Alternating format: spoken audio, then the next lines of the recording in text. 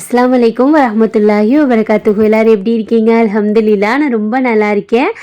இன்றைக்கி என்ன வீடியோன்னு பார்த்தீங்கன்னா, கொஞ்சம் இன்ட்ரெஸ்டிங்காக போடுறதே இல்லைல்ல. இன்றைக்கி நான் வந்துட்டு என்னோடய சேலரி என்ன, அஃபீனாத்தாவோட சேலரி என்ன, அதை வச்சு நாங்கள் எப்படி இப்போது வந்துட்டு பிளான் பண்ணி வச்சுருக்கோம் அப்படின்னு சொல்லிட்டு பார்க்கலாம். இந்த வீடியோ பார்த்தீங்கன்னா ஒரு 2 டேஸ் சேர்த்து எடுத்த வீடியோ தான். இன்றைக்கும் நேற்றுக்கும் சேர்த்து எடுத்த வீடியோ தான். அதாவது இன்றைக்கி என்ன ஞாயிற்றுக்கிழமையா, சாட்டர்டே சண்டே 2 நாள் சேர்த்து எடுத்த வீடியோ தான். சரி வாங்க நம்ம வீடியோக்குள்ளே போகலாம். அதுக்கப்புறம் யூடியூப்பில் ஒரு மெசேஜ் வந்துச்சு, மெயில் வந்துருந்துச்சு. நிறைய பேர் நம்ம சேனலில் பார்க்குறாங்க. நீங்கள் உங்களுக்கு மானிட்டைஸ் ஆகிருக்குன்னா கண்டிப்பாக இந்த மெயிலை செக் பண்ணி சைன் பண்ணுங்கள்.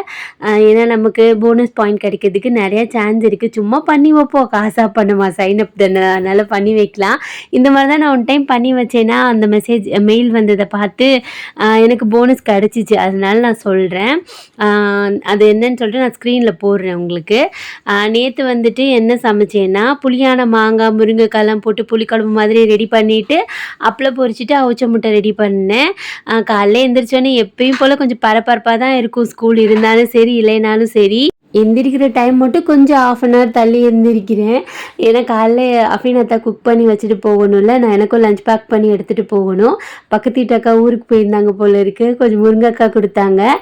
மாங்காய் ஆல்ரெடி நம்ம வீட்டில் இருந்துச்சு. சரி மாங்காய் முருங்கைக்காய்லாம் போட்டு புளிக்குழம்பு வச்சா நல்லா இருக்கும்ல, அதான் ரெடி பண்ணிக்கிட்டு இருந்தேன். ஃபஸ்ட்டு அஃபீனாத்தாவோட சேலரி ஆல்மோஸ்ட் எல்லாருக்குமே தெரியும். அவங்க எனக்கு வந்துட்டு 32,000 தருவாங்க.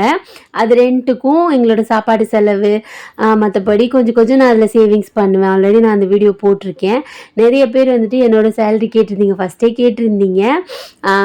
என்னோடய சேலரி பார்த்தீங்கன்னா 25,000 வரும். நான் பிஎஃப் அதெல்லாம் வேணான்னு சொன்னதுனால எனக்கு ஃபுல் சேலரியாகவே வந்துடும். எனக்கு ஜாப் பார்த்திங்கன்னா 11 to 7 அந்த மாதிரி இருக்கும். சண்டே எப்போயுமே லீவு தான். ஆனால் இந்த சண்டே வச்சுருந்தாங்க. எப்போயாவது ஒரு நாள் வைப்பாங்க, இல்லைன்னா மோஸ்ட்லி சண்டே லீவ் தான். அதுக்காக தான் நான் இந்த வேலையை சூஸ் பண்ணேனே. ஏன்னா ஒரு நாளாச்சும் பிள்ளைங்க லீவில் அவங்க கூட டைம் ஸ்பெண்ட் பண்ணணும்ல, அதனால தான். வேலை கஷ்டமானு கேட்டிங்கன்னா என்ன சொல்கிறது, எனக்கு பிடிச்ச ஜாப் தான். ஏதோ ஆல்ரெடி நான் செஞ்சுருக்கேன், அதனால எனக்கு கொஞ்சம் ஈஸியாக தான் இருக்குது. எனக்கு பிடிச்சிருந்துன்றனால கொஞ்சம் விருப்பப்பட்டு செய்வேன், அவ்வளோதான்.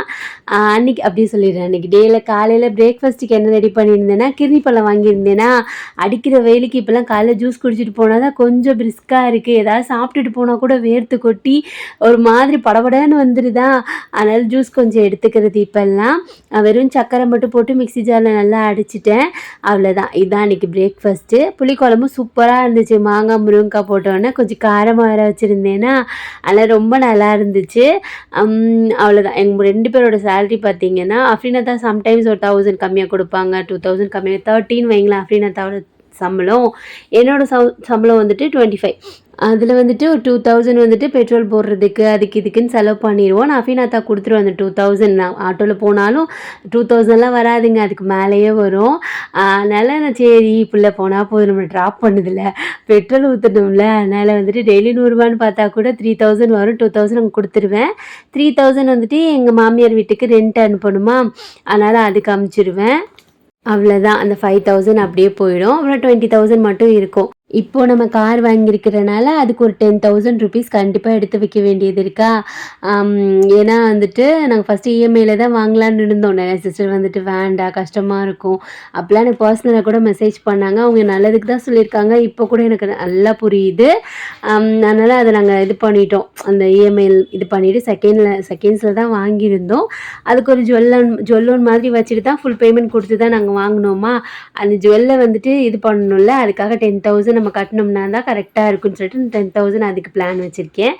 அப்புறம் நான் ஒரு 5,000 சீட்டு போட்டு வச்சுருக்கேன்.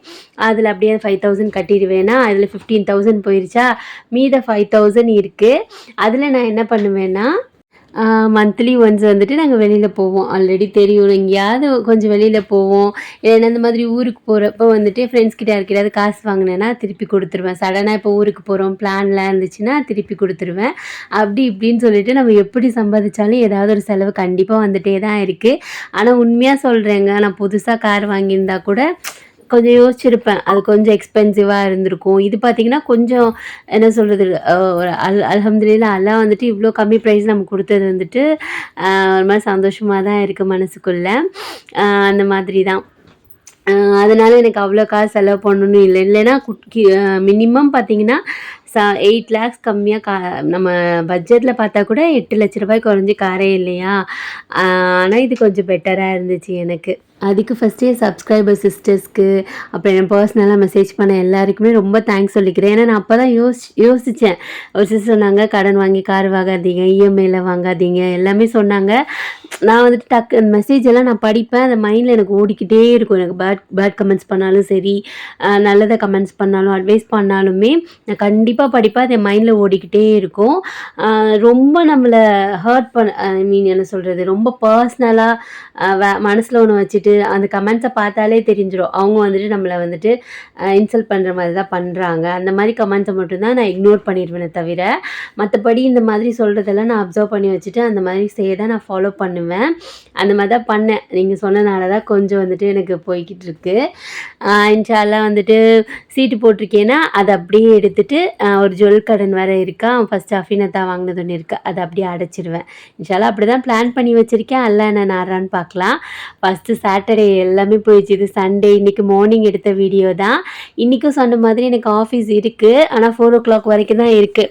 அதனால் கடகடன்னு கிளம்பிட்டு இருந்தேன். அஃப்ரா குட்டி தூங்கிட்டு இருந்தாங்க.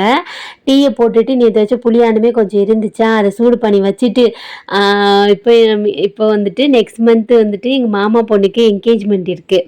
அதுக்காக கண்டிப்பாக நாங்கள் ஊருக்கு போகணும். எங்கள் தாய் மாமா, எங்கள் அம்மாவோட தம்பி பொண்ணு. எனக்கு ரொம்ப ரொம்ப பிடிச்ச மாமா வந்துட்டு எங்கள் மாமா. 2 மாமா இருக்காங்க. எனக்கு ஆக்சுவலி 3 மாமா. ரொம்ப ஃபேவரெட்டுன்னு இருப்பாங்கல்ல, அதில் வந்துட்டு 2 மாமா. இன்னொரு மாமாவும் பிடிக்கும், ஆனால் ஃபேவரெட்டுன்னு பார்த்தீங்கன்னா அந்த 2 மாமாவும் இல்லைம்மா. இந்த அம்மா மாமா மாமினாலே சாலிகான்னு சொல்லிட்டு இருப்பாங்க. எனக்கு 3 மாமாவும் ரொம்ப பிடிக்கும். ரொம்ப ஃபேவரெட் பார்த்தீங்கன்னா இந்த கடைசி மாமா தான். அவங்க பொண்ணுக்கு என்கேஜ்மெண்ட்டாக, அதுக்காக சாரி தைக்க கொடுத்துடலாம் அப்படின்னு. இந்த நோம்பு பிறநாளைக்கு எடுத்த சாரியில் வந்துட்டு எனக்கு கிஃப்டாக வந்துச்சுல, அண்ணன் கிஃப்ட் பண்ணாங்கல்ல ஊரில் அப்பாஸ் அண்ணன், அந்த சாரீ இருந்துச்சு. சரி, அது ரொம்ப நல்லா இருந்துச்சு. சரி, அதே கட்டலான்னு சொல்லிட்டு ப்ளவுஸ் தைக்க எடுத்து வச்சுருக்கேன். எப்பயும் போல் அஃபினாத்தாக்கு லஞ்ச் எல்லாம் பேக் பண்ணி வச்சுட்டு நானும் லஞ்ச் எல்லாம் பேக் பண்ணிட்டேன். அப்புறம் காலைல பிரேக்ஃபாஸ்ட்டுக்கு பார்த்தா ஜூஸ் போட எதுவுமே இல்லையா, கொஞ்சம் திங்ஸும் இல்லை, பால் அதெல்லாம் இல்லை. அதை வந்துட்டு இன்ஸ்டாமார்ட்டில் ஆர்டர் போட்டிருந்தேன். அஃபின் ரொம்ப நாளாக கோல்ட் காஃபி கேட்டுகிட்டே இருந்தாளா, கொஞ்சம் வந்துட்டு அவள்கிட்ட வந்து எஸ்கேப் ஆகிட்டே இருந்தேன். சரி, ரொம்ப ஆசைப்பட்டு கேட்டேன். ஆனால் அவளுக்கு ஒரு கோல்ட் காஃபி, முருங்கைக்கீரையெல்லாம் வாங்கியிருந்தேன். அதெல்லாம் எடுத்து வச்சுட்டு இப்போ நான் கிளம்பணும். இன்றைக்கி பிரேக்ஃபாஸ்ட்டுக்கு பார்த்தீங்கன்னா அத்திப்பழம் வாங்கியிருந்தேன்ல, அதில் தான் ஜூஸ் போட்டேன். அத்திப்பழம் ஜூஸ் போடுறதா இருந்தால் நீங்கள் உடனே போட்டு உடனே குடிச்சிடணும். வச்சுட்டு குடிச்சோன்னு வைங்களேன், சம்டைம்ஸ் இந்த சாத்துக்குடி ஜூஸ், ஆரஞ்சு ஜூஸ்லலாம் லைட்டாக கசப்பு வரும்ல, அந்த மாதிரி அத்திப்பழ ஜூஸ்லேயும் கசப்பு வந்துடும். நம்ம அப்போவே போட்டுட்டு அப்போயே குடிச்சிக்கிறலாம். ரொம்ப டேஸ்ட் நல்லாயிருக்கும். அப்படியே ஐஸ்கிரீம் சாப்பிட்ற மாதிரியே இருக்கும். புளிக்குழம்பு மட்டும்தான் வச்சுருந்தேன்னா கொஞ்சம் தயிரும் வச்சுருந்தேன். எனக்கு மீன் பொரிச்சுக்கிட்டேன். அஃபினாத்தா வந்துட்டு மீன் சாப்பிட எனக்கு எப்போயாவது ஒன் டைம் தான் பிடிச்சி சாப்பிடுவாங்க. அதுவுமே வஞ்சிர மீன் அந்த மாதிரி அவங்களுக்கு பிடிச்சிச்சின்னா சாப்பிடுவாங்க. மத்தி மீன் அந்த மாதிரி. சரின்னு சொல்லிட்டு முட்டைச்சாம்பா கிண்டிடலான்னு வெங்காயத்தை வதக்கிட்டு தக்காளி போட்டு செய்வோம்ல, வெங்காயம் வதங்கினதுக்கப்புறமா தக்காளி ஒரு 2 தக்காளி போட்டிருக்கேன். அதுவும் வதங்கினதுக்கப்புறமா மிளகா பொடி போட்டுட்டு முட்டையை கொத்தி ஊற்றிட வேண்டியது தான். நல்லா காரமாக வச்சோன்னு வைங்களேன், ரொம்ப நல்லாயிருக்கும். சாப்பாடுலேயும் அப்படியே பெரட்டி சாப்பிட்லாம். சப்பாத்தி இருந்துச்சுன்னு வைங்களேன், அதிலே அப்படி ரோல் பண்ணிக்கிறலாம். நான் முட்டை கொஞ்சம் அதிகமாக தான் போட்டிருந்தேன். ஒரு 2 minutes நல்லா வெந்ததுக்கப்புறமா இப்போ கரட்டி விட்டோன்னு வைங்களேன், ஒரு மாதிரி நல்லா தனித்தனியாக இருக்குமா, அதனால தான் ரொம்ப டேஸ்ட் நல்லாயிருக்கும். இது சப்பாத்திக்கும் நல்லாயிருக்கும், தோசைக்கும் நல்லாயிருக்கும். சாப்பாடுலேயும் அப்படியே போட்டு பெரட்டி சாப்பிட்லாம், நல்லாயிருக்கும். இதே ரெடி பண்ணி வச்சுட்டு காலைல பிரேக்ஃபாஸ்ட்டும் ரெடி பண்ணியாச்சு. அப்புறம் வந்துட்டு அந்த நான் யூடியூப் போனஸ் வந்துச்சுன்னு சொன்னேன்ல, அது வந்துட்டு மெயில் வந்துருந்துச்சு. நானே இப்போ அஃப்ரா குட்டி தான் இடிச்சிக்கிட்டு இருக்கா. மெயில் வந்துருந்துச்சு, நானே பார்க்கல. ஒரு சிஸ்டர் வீடியோ போட்டிருந்தாங்க. கடகடன்னு போய் என் மெயிலில் செக் பண்ணி பார்த்தா எனக்கும் வந்துருந்துச்சு 600 rupees போனஸ் பாயிண்ட்டு, இதை நீங்கள் சைன்அப் பண்ணுங்கள். ஆனால் எப்போ நமக்கு வரும்னு தெரியலை, இல்லை எவ்வளோ வரும்னு தெரியல. ஏன்னா நம்ம குட்டி சேனல்னால கம்மியாக வியூஸ் போகுமா, அது தகுந்த மாதிரி தான் டாலர் வந்துட்டு இன்க்ரீஸ் ஆகும். இருந்தாலும் ஒரு $5 சொல்லுங்களேன், இன்க்ரீஸ் ஆனால் நமக்கு கொஞ்சம் நல்லா இருக்கும்ல. அதனால தான் உங்களுக்கு ஷேர் பண்ணுறேன். நீங்களும் போய் உங்கள் மெயிலில் செக் பண்ணி பாருங்கள். 600 வந்துட்டு போனஸ் வந்திருக்கு அப்படின்னு சொல்லிட்டு சைன்அப் பண்ண சொல்லியிருப்பாங்க. வெறும் நீங்கள் சைன்அப் பண்ணாலே உங்களுக்கே தெரியும் அதுக்குள்ளே போய் என்ன பண்ணணும்னு சொல்லிட்டு. நான் வந்துட்டு அந்த ஃபோட்டோ ஒன்று போடுறேன், பார்த்துக்கங்க. அப்புறம் வீடெல்லாம் க்ளீன் பண்ணிவிட்டு, இன்றைக்கி சண்டே எப்போயுமே நம்ம வீட்டில் பிரியாணி செய்வேன், ஸ்பெஷலாக குக் பண்ணுவேன் அஃப்ரீனாத்தாக்காக. சரி, இன்றைக்கி ஒர்க் இருக்கா, அதனால நான் கிளம்பிட்டேன். கொஞ்சம் கஷ்டமாக தான் இருந்துச்சு, பட் பரவாயில்ல. நமக்கு இன்னொரு எக்ஸ்ட்ரா ஒரு லீவ் கிடைக்கும் சண்டே ஆஃபீஸ் போனோம்னா. அதனால தான் அப்படியே கிளம்பியாச்சு. வெயில் மட்டும் நல்லா பிச்சு தாக்குது. இப்போவே தாங்க முடியல. அடுத்த மாதம்லாம் சொல்லவே வேணாம். அதுவும் நம்ம ஊருக்கு போக வேண்டிய பிளான் எல்லாம் இருக்கா. போகிறத நினச்சா சந்தோஷமாக தான் இருக்குது. வெயில் நினச்சா தான் கொஞ்சம் கஷ்டமாக இருக்குது. நான் கொஞ்சம் வெள்ளனே போயிட்டேன். அதனால் ஆஃபீஸில் வெள்ளனேன்னா கொஞ்சம் ஒரு 10 மினிட்ஸ் முன்னாடி போயிட்டேன். அதனால் ஆஃபீஸில் யாரும் வரல. கொஞ்ச நேரம் அப்படியே வெளியில் உட்காந்துட்டு இருந்தேன். என் கூட ஒர்க் பண்ணுற ஒரு சிஸ்டர் வந்தாங்க. அப்படியே உட்காந்துட்டு நல்லா கொஞ்சம் வேலையெல்லாம் பார்த்துட்டு கதையெல்லாம் பேசிட்டு நம்ம லன்ச் டைம் வந்துருச்சு. எல்லோரும் எப்பயும் போல் லஞ்சை ஷேர் பண்ணி சாப்பிட்டு முடிச்சுட்டு இன்றைக்கி கொஞ்சம் ஈவினிங் சீக்கிரமாக விட்டுட்டாங்க. 4 o'clockலாம் விட்டுட்டாங்க. அதனால் நாங்கள் கிளம்பிட்டோம். நான் வரேனோ இல்லையோ அப்படின்னா தான் எனக்கு முன்னாடி கரெக்டாக எந்த டைம் சொல்கிறேனோ அந்த டைம் வந்துட்டு வெயிட் பண்ணிக்கிட்டு இருப்பாங்க. இதெல்லாம் ஒரு சப்போர்ட் தான். என்ன சொல்கிறது, வேலைக்கு போகிறவங்களுக்கு குட்டி குட்டியாக இந்த மாதிரி சப்போர்ட் நம்ம ஹஸ்பண்ட் கிட்டே இருந்து கிடச்சா ரொம்ப நல்லாயிருக்கும். எப்படி எனக்கு சொல்கிறதுன்னு தெரியல. ஒருத்தருக்கு ஒருத்தர் உதவியாக இருந்தாலே நம்ம லைஃப்பில் முன்னேறிடலாம். நீயா நானால சொல்லுவாங்கள்ல, 2 பேரும் சேர்ந்து முன்னேறதே ஒரு ஹாப்பியான ஃபீல் தான்ல. அந்த மாதிரி தான் 2 பேரும் சேர்ந்து கஷ்டப்பட்டோன்னு வைங்களேன், இன்ஷா அல்லாஹ் அல்லாஹ் ஒரு நாள் நமக்கு எல்லா சந்தோஷத்தையும் தருவான்னு நம்புகிறேன். ஒருத்தரும் ஹெல்ப் பண்ணிக்கிறணும். 2 பேரும் ஒர்க் போகிறோம், அவங்களுக்கு நம்ம ஹெல்ப் பண்ணணும், நம்மளுக்கு அவங்க ஹெல்ப் பண்ணுறது. அந்த மாதிரி ரொம்ப நாள் ஆயிடுச்சு டீ குடிச்சிட்டு போய். ஸ்கூலுக்கு வேலைக்கு போகிறப்பெல்லாம் ஓயாமல் டீ குடிப்பேன். இங்கே இந்த கடையில் வந்து சரி இன்றைக்கி டீ குடிக்கலான்னு சொல்லி டீ குடிச்சிட்டு பிள்ளைங்களுக்கு மட்டும் பானிபூரி வாங்கிட்டு அப்படியே வந்தாச்சு. 2 பேரும் அம்மா வீட்டில் தான் இருக்காளுங்க. அவளுக்கு 2 பேரும் இப்போ கூப்பிட்டுட்டு கிளம்ப வேண்டியது தான். மேலே போனால் அஃப்ரா குட்டி நல்லா தூங்கிட்டு இருந்தா. அம்மா வந்துட்டு இந்த சோமாஸ் வாங்கியிருந்தாங்க போல இருக்குது. இது எனக்கு ரொம்ப பிடிக்கும். நல்லா முறுன்னு கிறிஸ்பியாக நல்லாயிருக்கும். மேலே அந்த சுகர் சிரப்லாம் ஊற்றிருப்பாங்களா, அதெல்லாம் ரொம்ப டேஸ்ட்டாக இருக்கும். அதையும் அப்படியே எடுத்துக்கிட்டு பிள்ளைங்களையும் அப்படியே கூட்டிகிட்டு இப்போ நம்ம வீட்டுக்கு போக வேண்டியது தான். இன்றைக்கி நான் ஏன் இந்த வீடியோவை நான் போட்டேன்னா, சேலரி வீடியோனா ரொம்ப நாளாக சிஸ்டர் கேட்டுகிட்டே இருந்தாங்க. சரி நான் என்ன சொல்கிறது, ஒரு மாதிரி சீக்ரெட் மாதிரி வைக்கிற மாதிரி இருந்துச்சு. இதில் என்ன சீக்ரெட், நம்ம கஷ்டப்படுறோம், ஏர்ன் பண்ணுறோம், நம்ம ஒன்றும் உட்காந்துட்டு சம்பாதிக்கலை, யாரையும் ஏமாற்றலை. அந்த மாதிரி தான் நாங்கள் என்ன சொல்கிறது, வேலைக்கு போயிட்டு வரவங்களுக்கு என்ன சொல்கிறது, வேலைக்கு போயிட்டு வரவங்களுக்கு தான் தெரியும். என்ன சொல்கிறது நானே சொல்கிறேன் பாருங்களேன். வேலைக்கு போயிட்டு வரவங்களுக்கு தான் தெரியும் நம்ம பிள்ளைங்களை விட்டுட்டு போகிறோம். ஒரு மாதிரி இருக்கும். சம்டைம்ஸ் இருக்கும், என்னடா நம்ம இப்படி வேலைக்கு போகிறோமே, நம்ம பிள்ளைங்கள மிஸ் பண்ணுறோமே, அப்படி இப்படின்னு இருக்கும். பட் நம்மளோட சம்பளம் வந்துட்டு நம்ம பிள்ளைங்கள சந்தோஷமாக வச்சுக்குதுன்னு நினைக்கும் போது ஒரு மாதிரி நல்லா இருக்குங்க. ஹஸ்பண்ட்க்கு நான் ஹெல்ப் பண்ணுற மாதிரி இருக்குது. அவங்க எக்ஸ்பெக்ட் பண்ண மாட்டாங்க, ஆனால் எனக்கு இதெல்லாம் பிடிச்சிருக்கு. என் பிள்ளைங்கள யார்கிட்டையும் நான் வந்துட்டு டிபெண்ட் பண்ணாமல் வளர்க்குறது எனக்கு ரொம்ப சந்தோஷமாக இருக்குது. அவங்க ஏதாவது கேட்டாங்கன்னா எனக்கு வாங்கி கொடுக்க முடியுது. என் ஹஸ்பண்டே சம்டைம்ஸ் வந்துட்டு அவங்கக்கிட்ட காசு இல்லைன்னு என்கிட்ட கேட்க மாட்டாங்க. ஆனால் அவங்களோட தேவை தெரிஞ்சு என்கிட்ட இருக்கிறனால எனக்கு கொடுக்க முடியுது.